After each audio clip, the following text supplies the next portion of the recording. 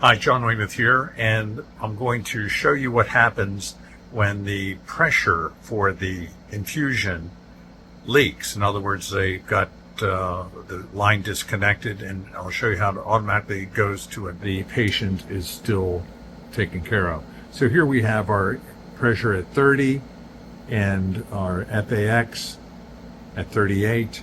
So what I'm going to do is select FAX. I'm going to press the foot pedal to get it to 120, and then what's going to happen, it's leaking, so now it comes up with the error saying low infusion pressure. Please check connections.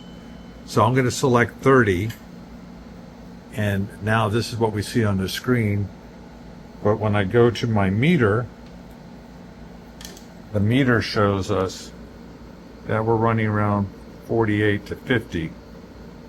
So that tells you that the backup pressure is working, and it'll stay like that till you initiate. And here we're just going to reset the infusion and then turn it back on again. And now we're back to our infusion pressure the way it should be. So if you see that happen, then you'll know what's probably caused it.